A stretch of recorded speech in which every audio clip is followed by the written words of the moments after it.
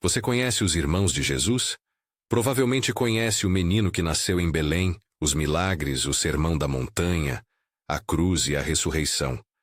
Mas quantas vezes você parou para pensar nas pessoas que cresceram à sua volta, aquelas que o chamavam pelo nome, que dividiram a mesma mesa, que tocaram as mesmas ferramentas e que, segundo os evangelhos, por vezes duvidaram dele? É essa história, a história completa dos irmãos de Jesus, que vamos trilhar agora, como você talvez nunca tenha visto. Não apenas nomes em uma lista, mas vidas reais de uma família marcada pela rotina, pela fé e pelo conflito que originou a maior mudança do mundo. O texto que abre essa porta é simples e direto. Em Marcos, numa passagem curta e quase casual, os moradores de Nazaré se referem a Jesus assim: não é este o carpinteiro, filho de Maria, irmão de Tiago, José, Judas e Simão? Não estão aqui também suas irmãs? Marcos 6:3. Ali, em poucas palavras, temos um retrato familiar. Tiago, José, Judas, Simão e algumas irmãs. Nomes que reaparecerão mais tarde de maneiras decisivas. A partir dessa listagem, nossa narrativa toma forma. Esses são os irmãos de Jesus conforme o texto. Debate histórico existe e iremos apresentá-lo. Mas começamos por essa leitura literal, porque ela tem consequências enormes para o modo como entendemos a infância, a vida doméstica e o testemunho da família que conheceu Jesus de perto. Se esse tipo de história te interessa, fica comigo até o final. Inscreva-se e ative as notificações para não perder as próximas partes desta série. Imagine Nazaré no começo do século I. Não a Nazaré idealizada por pinturas do século XIX, mas uma aldeia modesta cravada entre colinas, pequena o suficiente para que os rostos fossem conhecidos e as vozes ouvidas. Arqueologia e fontes antigas nos mostram um lugar de pedra e barro, com casas de 1 ou 2 cômodos, pátios onde se trabalhava e cozinhava, cisternas coletando a água da chuva. As estradas eram trilhas, o comércio limitado. A vida ali era mais do que sobreviver. Era um entrelaçar de vizinhança, parentesco e ofício. Naquele cenário, profissões como carpinteiro ou operário da pedra eram comuns. O termo grego usado em Marcos, tekton, remete a alguém que trabalha com madeira e pedra, um artesão, um construtor. Pense nas mãos calejadas, nos calos, no cheiro de serragem e pó de pedra. Imagine o martelo, o cinzel, os restos de madeira no chão. Esse era o cenário onde Jesus cresceu. Não em palácios, mas em uma casa pequena, onde a economia do lar dependia do trabalho manual. E nesse ambiente, as dinâmicas de família tomavam formas muito concretas. Entre essas dinâmicas, uma se destaca: a primogenitura. Em muitas comunidades judaicas da época, o filho primogênito tinha responsabilidades especiais. Era ele quem, na ausência do pai, assumia o sustento da casa, o cuidado da mãe, a administração das propriedades. Um laço social que combinava dever, honra e pressão. Se José, o pai terreno de Jesus, veio a falecer antes do início do ministério público de seu filho, como muitos estudiosos consideram provável diante da ausência de José nos relatos públicos, então Jesus, como o primogênito, teria sido forçado a assumir encargos muito cedo. Isso não é uma reconstrução fantasiosa, é uma hipótese consistente com os costumes e com os silêncios do texto. O resultado é uma imagem humana. Um jovem que cresceu com responsabilidade sobre a família, trabalhando para que o lar não faltasse, enfrentando expectativas sociais ao mesmo tempo em que desenvolvia uma missão que, posteriormente, o levaria para fora daquele círculo íntimo. Essas expectativas deixam marcas. Imagine que toda vez que Jesus começava a falar de um reino diferente, de misericórdia que subvertia privilégios, ou de uma autoridade que não vinha de linhagem estabelecida, havia em casa lembranças de planos interrompidos, contas a pagar, decisões práticas a tomar. O contraste entre a vida doméstica e a oferta pública de uma nova mensagem pode gerar incompreensão. Por isso não é difícil entender por que, nos evangelhos, surgem sinais de ceticismo por parte da família. Em João 7, 3 e 5, por exemplo, os irmãos de Jesus aconselham-no a ir para a Judéia, de modo a tornar visível seu ministério, e o texto afirma de forma direta que nem mesmo seus irmãos criam nele. Em Marcos 3, 21 e 31, 35, vemos gente preocupada e até tentando contê-lo, como se a fama e as ações de Jesus fossem perigosas para a família. Em Marcos 6, 1, 6, ao retornar a Nazaré e ensinar, Jesus encontra resistência. Quem é este? Questionam, lembrando que aquele carpinteiro é filho de Maria e irmão de Tiago e dos demais. A mesma familiaridade que poderia abrir portas, por vezes, fechou outras. É importante frisar. Esses registros não descrevem um ódio constante, nem uma desunião crônica. Eles mostram tensões reais que surgem quando a pessoa da família rompe padrões e expectativas. Em muitas narrativas bíblicas, a proximidade cria cegueira. As pessoas que mais viram um líder crescer, seus conterrâneos, parentes, vizinhos, nem sempre reconhecem de imediato a singularidade que os estranhos veem. Isso explica o tom duro de algumas passagens.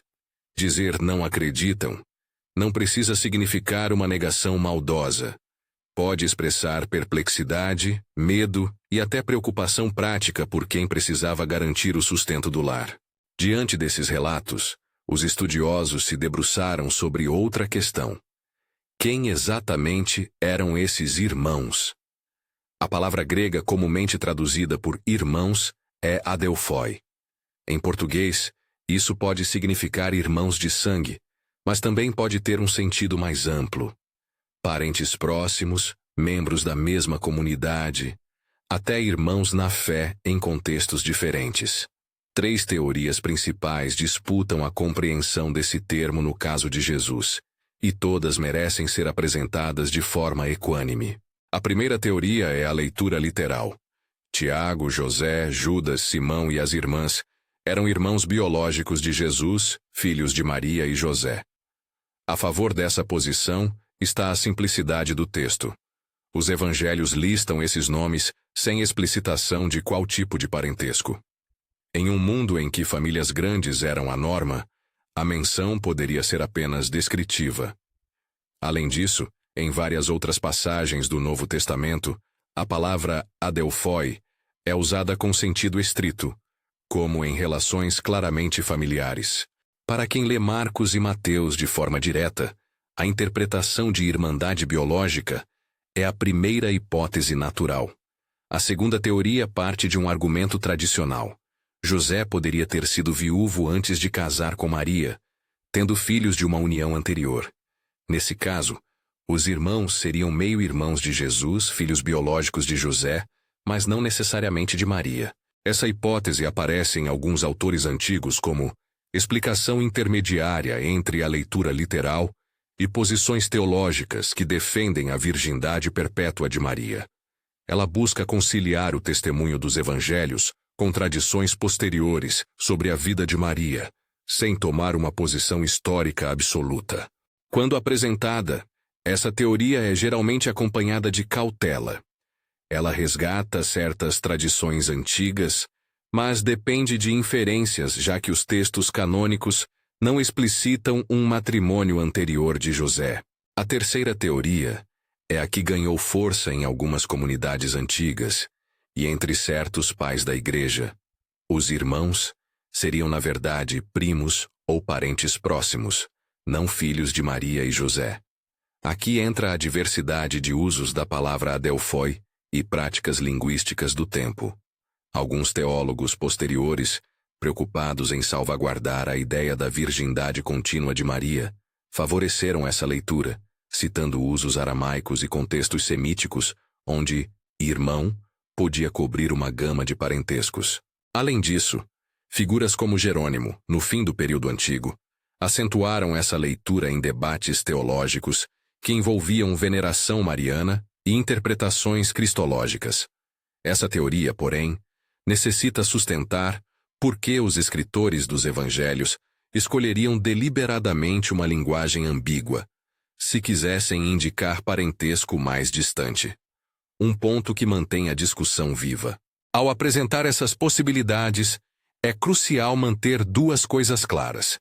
Primeiro, que o texto bíblico, lido na sua literalidade, sugere irmãos como parentes próximos e que esta interpretação tem força. Segundo, que as leituras alternativas emergiram de preocupações teológicas, linguísticas e de tradição. O vídeo que você está assistindo segue por eixo narrativo a leitura literal, a de que esses foram irmãos de sangue ou, ao menos, parentes imediatos conforme a linguagem do texto, mas não para impor doutrina.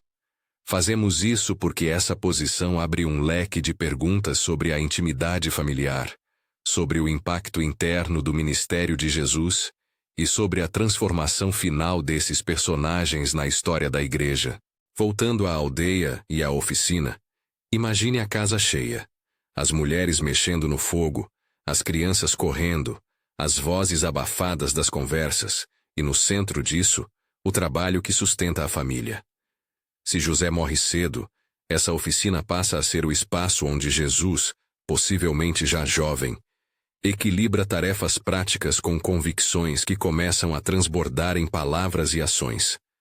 Em comunidades pequenas, a reputação era tudo. Um escândalo, uma fama repentina, podia afetar a vizinhança inteira. Não é improvável que os irmãos, preocupados com a segurança e o futuro material, olhassem para as escolhas de Jesus com inquietação. Ai de quem não se preocupa com as contas do lar. A decisão de seguir um chamado imprevisível pode parecer irresponsável. Os evangelhos captam esse clima. Em algumas passagens, como João 7, os irmãos tentam persuadi-lo a se expor mais, quase como se desejassem uma prova social que o validasse para o público. Vai para a Judéia, dizem, num convite que, ao mesmo tempo, revela falta de crença. Em Marcos 3, a reação da família é mais dramática.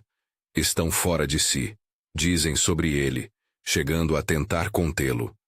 Esse gesto não é somente censura, é tentativa de cuidado ou contenção, dependendo do ponto de vista. A narrativa vangloria a missão de Jesus, mas a contranarrativa familiar é humana, visível e muitas vezes incompreendida.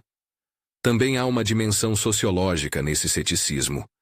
Um homem que reivindica a autoridade moral e espiritual, mas que não cumpre as expectativas tradicionais de liderança familiar, desafia a hierarquia local. O povo que conhece as mãos calejadas e o trabalho do artesão pode sentir-se ofendido pela audácia do pregador que discute autoridades estabelecidas. Em suma, a proximidade não conferiu automaticamente reconhecimento. Se hoje nos perguntamos como pessoas que conviveram tão intimamente com Jesus poderiam duvidar dele, a resposta está em duas linhas cruzadas: familiaridade e responsabilidade.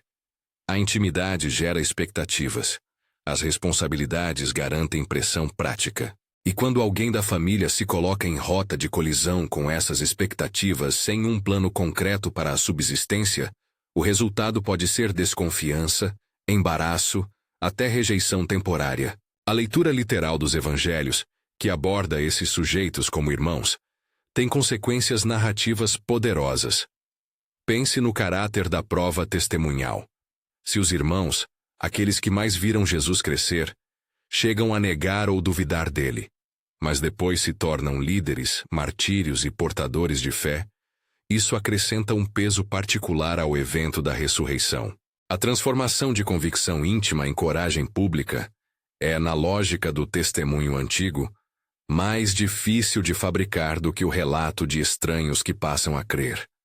Por isso a identidade dos irmãos importa, não apenas por genealogia, mas pelo valor probatório que suas trajetórias conferem à história central. Mesmo assim, não podemos desprezar as tradições posteriores e as discussões patrísticas. Autores antigos e relatos extracanônicos deram diversas formas à família de Jesus ao longo dos séculos, seja para reforçar posições teológicas, seja para preencher lacunas históricas. Textos como os atribuídos a Regesippus e menções em escritos apologéticos e hagiográficos compõem um mosaico de tradições que nos ajudam a entender como as primeiras comunidades perceberam e lembraram esses personagens. Mas aqui vale o aviso repetido. Essas tradições são literatura antiga. Elas oferecem contexto cultural e interpretativo, não equivalem ao cânon. Chegamos então ao ponto em que a narrativa começa a se mover em direção ao que transformaria tudo: a Páscoa, a morte e a ressurreição. Antes desse evento, os irmãos de Jesus aparecem nas fontes, ambíguos e humanos. Depois, eles reaparecem de modo diferente. Líderes, porta-vozes, mártires em registros posteriores. O contraste é tão sugestivo que nos leva a perguntar o que poderia explicar essa virada radical. Como é que pessoas que não criam, num certo momento se tornaram pilares da comunidade cristã? O que aconteceu entre a casa de Nazaré e a praça pública onde Tiago viria a ser reconhecido como o justo em Jerusalém? Não é nossa intenção fechar essa pergunta com respostas fáceis. As fontes são comedidas, e quando não o são, é preciso tratá-las com cautela. Paulo afirma em 1 Coríntios 15 que Cristo apareceu a Tiago, e essa menção, breve mas incisiva, será um eixo central para entender a transformação. A narrativa do antes e do depois nos interpela. Algo tocou o íntimo da família de modo tão decisivo que mudou trajetórias de vida, alianças e até destinos. É essa ponte, do ceticismo doméstico à liderança sacrificial, que vamos atravessar agora. Antes de seguir adiante, é preciso retornar a um detalhe que muitos pulam: os nomes. Tiago, José, Judas ou Jude, Simão e as irmãs. Cada um desses nomes carrega trajetórias diferentes nos relatos posteriores. Tiago reaparece como figura pública em Jerusalém, associado a decisões que moldaram a igreja nascente. Judas escreve uma carta breve, densa em imagens e em apelos contra falsos mestres. Outros nomes caem em sombras, quase perdidos nas tradições.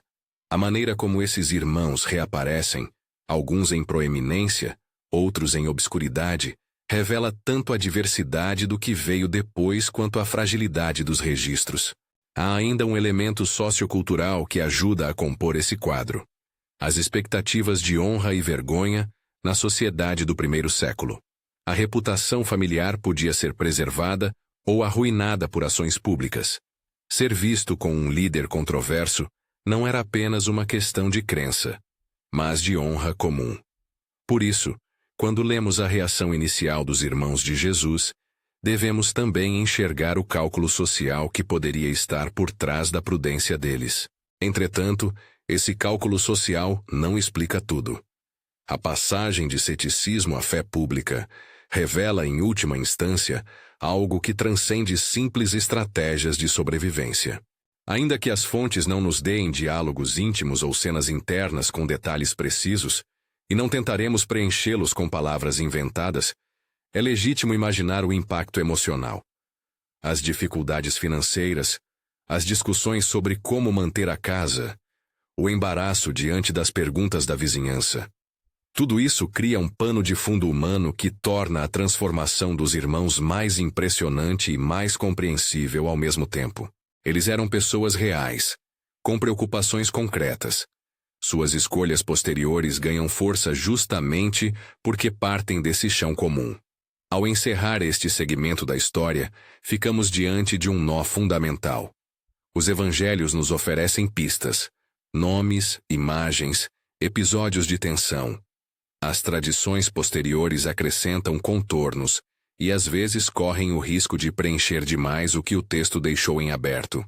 O debate sobre a identidade dos irmãos, se irmãos biológicos, meio-irmãos ou primos, traz consigo implicações teológicas, pastorais e historiográficas. E por trás de tudo isso está uma pergunta humana e inquietante: como se transforma o ceticismo íntimo em fé pública? A resposta não está apenas em ideias, mas em eventos concretos. Pessoas que assumiram riscos, lideranças que surgiram após momentos decisivos. Próximo passo nesta jornada é olhar para esse ponto de virada com atenção. A Páscoa, a aparição relatada por Paulo a Tiago, e a ascensão de alguns desses irmãos na liderança da igreja primitiva. Lá começa uma nova etapa da história.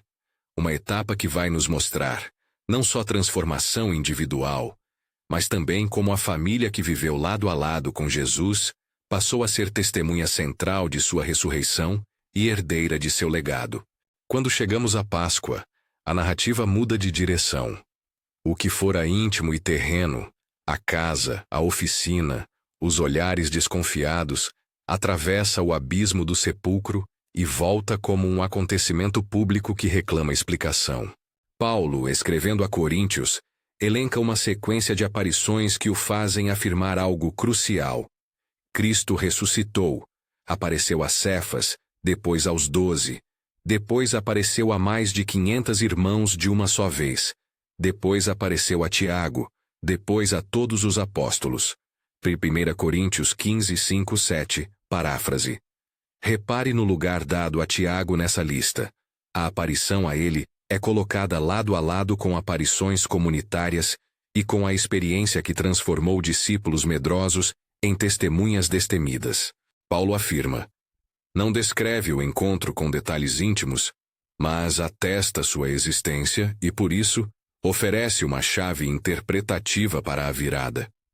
Se partirmos dessa ponte, a declaração paulina, o quadro ganha coerência. Alguém que havia sido cético, que talvez até tivesse questionado e tentado reconduzir Jesus ao lar, é agora reconhecido como figura central em Jerusalém. Tiago, que vimos ser nomeado em Marcos entre os irmãos, reaparece no centro da vida cristã de Jerusalém como Tiago, o Justo. Um título que reflete prestígio moral e autoridade comunitária. Sua liderança não foi mero proselitismo, foi exercício prático de discernimento e de mediação, num momento delicado para uma igreja que crescia entre judeus e gentios. O Concílio de Jerusalém, narrado em Atos 15, é o grande palco dessa mediação. Quando a questão se coloca se os gentios deveriam ser obrigados a cumprir o preceito da circuncisão e a observar o conjunto da lei judaica, Tiago propõe um caminho que busca equilíbrio. Seu parecer final, que orienta a não impor aos gentios o jugo de toda a lei, ainda assim preserva um respeito pelas tradições que eram queridas pela comunidade judaica. No texto de Atos, ele conclui com um pedido de prudência e algumas recomendações práticas. Evitar práticas que pudessem ser escândalo para os judeus e manter uma convivência possível. Esse papel de Tiago mostra alguém que não rejeita a herança judaica, nem esmaga a novidade da missão. Procura uma via que permita a unidade sem anular identidade. Isso explica por que as comunidades o reconheceram como ponto de equilíbrio entre inovação e continuidade. Esse equilíbrio se expressou também nas tensões internas da missão. A cena de Antioquia, relatada por Paulo em Gálatas 2, oferece um retrato agudo. Pedro, que até então comera com gentios sem restrição, passa a retirar-se diante da chegada de gente da circuncisão. E Paulo o confronta publicamente. O episódio não é apenas um choque de temperamentos. É sintoma do conflito mais amplo entre setores que, às vezes por precaução e outras por pressão social, reagiam de formas diferentes ao influxo de não-judeus. Tiago, como líder em Jerusalém, era uma referência moral que influenciava posições e conciliações. A narrativa não o coloca como juiz absoluto, mas como um eixo que fornecia critérios para decisões complexas. Em termos práticos, sua mediação ajudou a consolidar uma igreja que, ao mesmo tempo, preservava raízes e se abria ao mundo. A vida pública de Tiago culmina, segundo as tradições, em um fim que confirma sua autoridade e seu exemplo. Relatos patrísticos descrevem seu martírio. Autores antigos como Regesippus e Eusébio, que transmitiram memórias da comunidade primitiva, falam de Tiago sendo acusado, julgado e executado, um fim que os cristãos posteriores historiaram com tristeza e reverência. Há também referência a um procedimento do sumo sacerdote Ananus, mencionado por autores como Joséfo, que indicam que Tiago não escapou às forças políticas e religiosas que reagiam aos novos movimentos em Jerusalém. Importante repetir o cuidado. Tratamos aqui de relatos históricos e patrísticos que, embora consistentes numa tradição antiga, não dispensam cautela. Eles são parte do mosaico de fontes que ajudam a entender como a igreja primitiva narrava seus mártires e suas autoridades. Enquanto Tiago ascende ao centro da cena e enfrenta as consequências dessa posição, outros irmãos assumem trajetórias diversas. Judas, que na tradição cristã costuma ser chamado de Judas ou Jude, autor da breve epístola do Novo Testamento, reaparece com uma voz curta e incisiva. A sua carta dirige-se contra falsos mestres que perturbam comunidades, usa linguagem apocalíptica e traz referências literárias que soam estranhas ao leitor moderno, mas que eram conhecidas no mundo judaico e cristão antigo. Jude cita uma tradição profética atribuída a Enoque e faz alusão a uma disputa do arcanjo Miguel sobre o corpo de Moisés. Imagens que remetem a textos como o livro de Enoque e a Assunção de Moisés. O ponto a notar é duplo. Primeiro, Jude se identifica de maneira transparente como Judas, irmão de Tiago, o que reforça sua proximidade familiar com a tradição de Jerusalém. Segundo, ele recorre a tradições não canônicas como material de argumentação, demonstrando que as primeiras comunidades dialogavam com uma vasta paisagem de textos e memórias. Importante sublinhar o estatuto desses empréstimos. Quando Jude menciona Enoque, ou assunções sobre Moisés, ele está citando tradições que circulavam na época. Ele não eleva automaticamente esses textos ao mesmo patamar do cânon cristão. Eles funcionam como repertório cultural e argumentativo, exemplos literários que oferecem ressonância para sua denúncia contra líderes corruptos. Por isso, a presença dessas referências é valiosa para o historiador. Revelam conexões culturais e preocupações teológicas que não se reduzem ao cânon, mas que ajudam a entender os argumentos e a imaginação espiritual dos primeiros crentes. Quanto à trajetória missionária de Judas, as fontes patrísticas são menos uniformes. Há tradições que o situam em regiões orientais, pregando até a morte, outras que o ligam a circunstâncias de martírio em terras distantes. São relatos que variam em detalhes e em plausibilidade.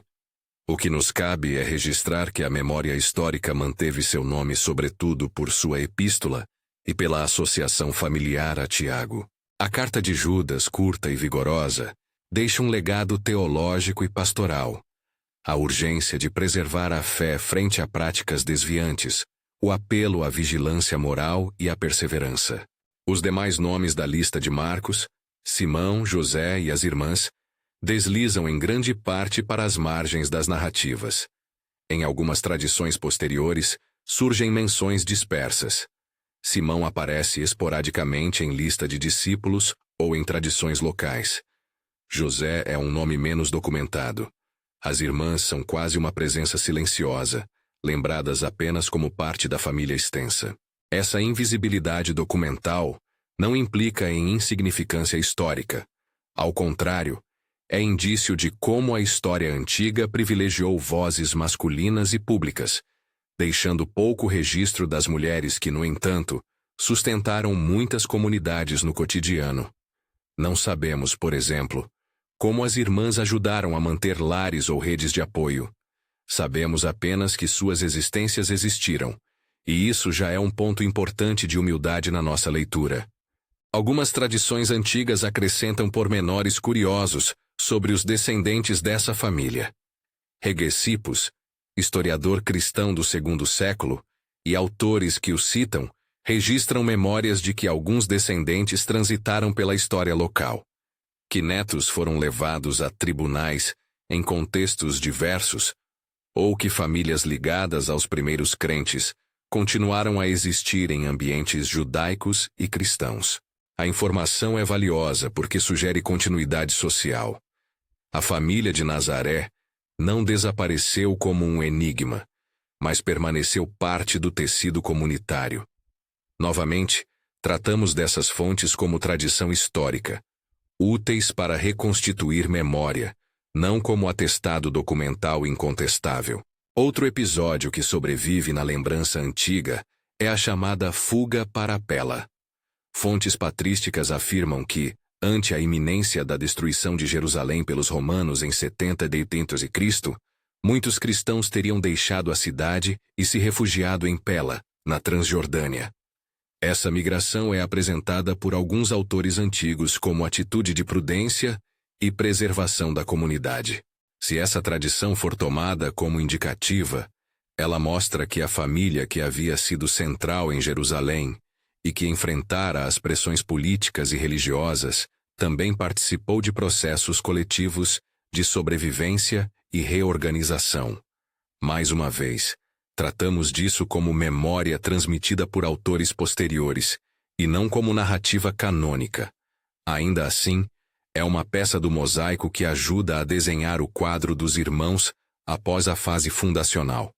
Porque, afinal, a conversão desses irmãos importa tanto para a argumentação sobre a ressurreição?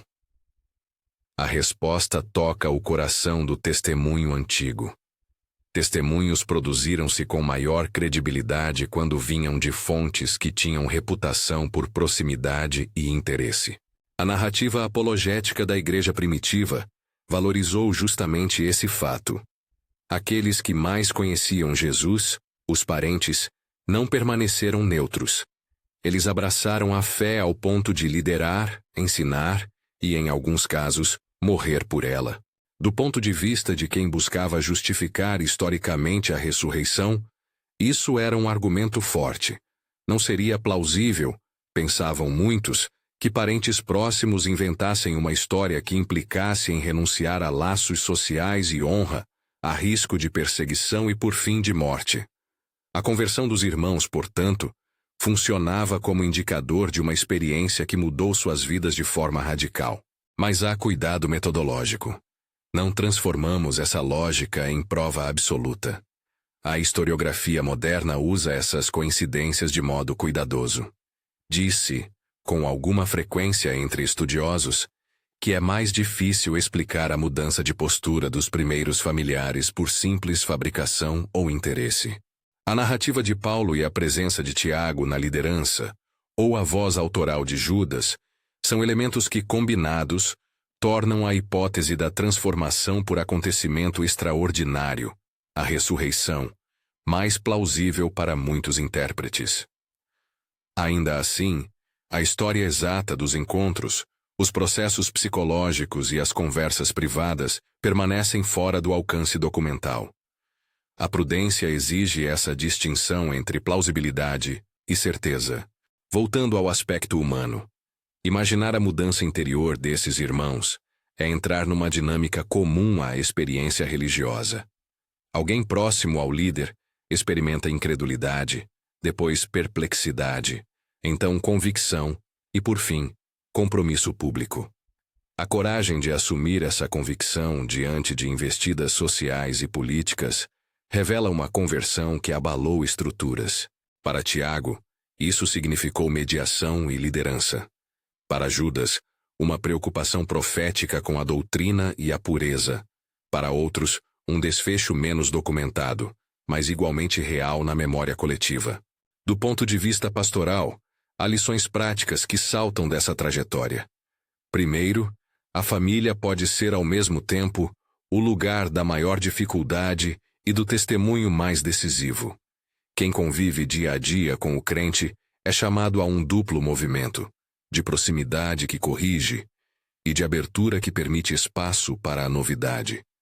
Segundo, a paciência e a humildade são elementos necessários quando a fé nasce, onde antes havia ceticismo. A transformação nem sempre é instantânea. Em muitos casos, é gradual, forjada por experiências que tocam o íntimo. Terceiro, a história dos irmãos lembra que responsabilidade material e vocação espiritual podem colidir. A tarefa da liderança é conciliar zelo prático com impulso missionário. Há ainda uma dimensão eclesiológica que merece ser enfatizada. A família de Jesus na medida em que passou a liderar e a orientar, ajudou a formular práticas e critérios para a inclusão dos gentios. Esse trabalho de institucionalização, por vezes tenso e imperfeito, foi decisivo para que o cristianismo não permanecesse como um grupo marginal e fragmentado, mas assumisse formas organizadas que garantissem continuidade. O Concílio de Jerusalém, as correspondências entre líderes, o cuidado em preservar uma convivência entre judeus e gentios, tudo isso ajudou a transformar uma experiência carismática em corpo social duradouro. Tiago, como irmão de Jesus que se tornou árbitro de decisão, personifica esse movimento. Alguém que trouxe raízes e, ao mesmo tempo, soube decidir caminhos que permitissem respirar ao novo. Voltando aos textos, a Epístola de Tiago, que leva seu nome no cânon, apresenta características pastorais marcantes. O foco em obras, na prática da fé que se manifesta no cuidado com os pobres e na resistência à língua desgovernada, sugere uma ênfase na ética cotidiana. Não é ali, porém, que se resolve toda a teologia paulina sobre justificação. É uma carta que fala à vida das comunidades, um chamado à coerência entre crença e ação. Ler Tiago ao lado de Paulo é apreciar diferentes ênfases que, juntas, compõem a diversidade teológica do primeiro século. Tal diversidade foi administrada, em parte, por líderes como Tiago, que sabiam reconhecer limites e prioridades. A carta de Judas, por seu turno, apresenta um tom escatológico e de advertência. Ao denunciar falsos mestres e recordar tradições apocalípticas, Jude mostra que as primeiras igrejas estavam atentas às formas de desvio e que usavam repertórios literários amplos para argumentar. Seu apelo final, que os leitores guardem a fé e o amor, é uma nota pastoral que ecoa em todo o Novo Testamento. A fé não é discurso abstracto, é vida que se mantém em comunidade. Ao contemplar as trajetórias posteriores, não podemos deixar de olhar para a memória e para a forma como as comunidades transmitiram essas histórias. Requesipos, Eusébio e outros autores patrísticos desempenharam um papel decisivo ao recolher tradições, ordenar memórias e construir uma narrativa que ajudasse próximas gerações a entender seu passado.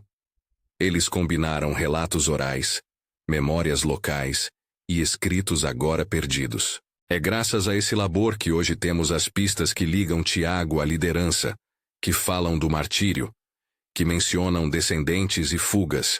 O trabalho crítico moderno, histórico e textual, busca distinguir entre traços plausíveis, lendas que cresceram no corpo da tradição, e lacunas onde não se pode afirmar muito. Essa disciplina metodológica não diminui a riqueza do testemunho. Antes, procura honrá-lo com honestidade intelectual. E qual o legado espiritual desses irmãos para nós hoje? Há, creio, pelo menos 3 pontos que emergem com força. Primeiro, a proximidade familiar é um palco sagrado e problemático. Em nossas famílias, ideias podem ser rejeitadas não por maldade, mas por medo do custo social e material. Reconhecer isso nos ajuda a ter compaixão por quem tem dificuldade em aceitar novidades espirituais. Segundo, a transformação que pode vir pela experiência com o nazareano mostra que ninguém está definitivamente fora do alcance de Deus. Os irmãos que duvidaram transformaram-se. A paciência e a exposição ao testemunho autêntico têm poder. Terceiro, a fidelidade não é uma fantasia heróica apenas de pioneiros. É viver com integridade, cuidando do próximo, defendendo a justiça e preservando a comunidade quando for preciso. Tiago nos mostra que liderança pode e deve ser humilde, prudente e justa. Ao encerrarmos esse percurso, voltemos à imagem que abriu esta história. As mãos calejadas na oficina de Nazaré, o pó da pedra, o ruído do martelo. Essas mãos tocaram a madeira que sustentou uma família, e tocaram também o mundo, quando a vida daquela família se tornou testemunho. Olhar para Tiago, Jude, Simão, José e as irmãs é ver um reflexo da complexidade humana. Laços que confundem amor e crítica, decisões que exigem coragem, Convicções que amadurecem à prova de falhas e perseguições. Se essa narrativa, a história completa dos irmãos de Jesus como talvez você não tenha visto antes, despertou perguntas, inquietudes ou consolo, convido você a um gesto simples e transformador. Leia você mesmo as passagens que fundamentam esse enredo. Percorra Marcos 6 e Marcos 3 para ouvir a menção familiar. Leia João 7 para perceber a tensão doméstica. Volte a 1 Coríntios 15 para entender a lista de aparições. Acompanhe Atos 15 e Gálatas 2 para sentir a tensão e a mediação na igreja. Leia as cartas de Tiago e Judas para perceber as vozes que emergiram dessa família. Compartilhe este vídeo com alguém da sua família que valorize histórias que misturam humanidade e fé. E deixe nos comentários qual irmão te surpreendeu mais e por quê. Que a história desses irmãos nos ensine paciência com a fé que nasce nas casas, coragem para viver convicções que custam e humildade para entender que, muitas vezes, aquilo que parece um fracasso íntimo pode tornar-se semente de testemunho público. Se a vida em Nazaré começou com poeira e trabalho, terminou, para muitos desses irmãos, com risco e fidelidade. E se isso nos toca, talvez a pergunta final seja simples: que testemunho nas nossas famílias estamos cultivando?